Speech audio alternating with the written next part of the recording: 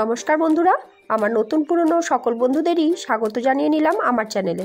আজ তোমাদের সঙ্গে শেয়ার করে নেব একটা বাঙালির অন্যতম প্রিয় রেসিপি, লাউ দিয়ে মুসুর ডালের রেসিপি। এই রেসিপিটার জন্য অবশ্যই লাগবে লাউ। এটা একদম আমার গাছের লাউ, টাটকা লাউ। দেখেই বুঝতে পারছো লাউটা কিন্তু একদম কচি আছে। এই লাউটাকে আমি ছাড়িয়ে কেটে নেব। আর লাউ কাটা হয়ে গেলে আমি এখানে কড়াই বসিয়ে দিলাম আর তাতে দিয়ে দিলাম সর্ষের তেল।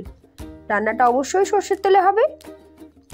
আর তেল ভালোভাবে গরম হয়ে এলে এবার এর মধ্যে দিয়ে দেব ফোড়ন। দিয়ে দিলাম অল্প একটু গোটা জিরে, দিয়ে দিচ্ছি দুটো শুকনো লঙ্কা আর দিয়ে দিলাম দুটো তেজপাতা। এবার বেশ ভালোভাবে ফোড়নটা গরম করে ভেজে নেওয়ার পর লাউটাকে আমি এইভাবে আলু ভাজার মতো করে একটু চওড়া চওড়া করে কেটে রেখেছিলাম, সেটা এখানে দিয়ে দিলাম। এবার দিয়ে দিচ্ছি পরিমাণ মতো লবণ আর হলুদ। এবার লাউটাকে একটু নাড়াচাড়া করে ভেজে নেব।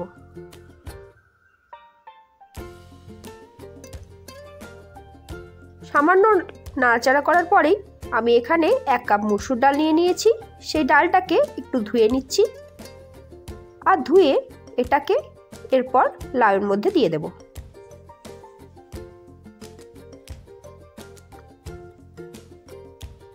এবার ডালটাকেও লাউয়ের সঙ্গেই একইভাবে একটু নাড়াচাড়া করে ভালোভাবে ভেজে নেব। মুসুর ডালটা বেশ ভালোভাবে ভেজে তারপর এটাকে রান্না করলে এটা খেতে টেস্ট বেশি ভালো হয়। তাই চলো বেশ ভালোভাবে এটাকে ভেজে নেওয়ার পর পরিমাণ মতো জল এখানে দিয়ে দিচ্ছি। ডাল সেদ্ধ হওয়ার জন্য যতটা জল দরকার ঠিক ততটাই জল এতে দিয়ে দেব।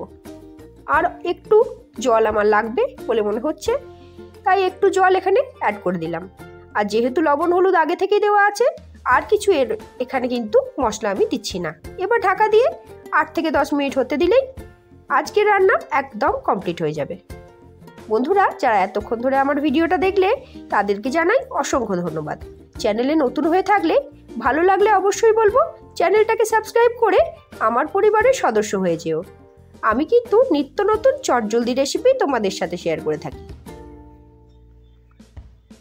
তাহলে চলো, দেখতেই পেলে আজকের রান্নাটা কিন্তু হয়েই গেল। এবার একটু উপর থেকে ফ্রেশ ধনেপাতা দিয়ে সার্ভ করে দিলেই রান্নাটা গরম ভাতের সাথে দুর্দান্ত লাগবে।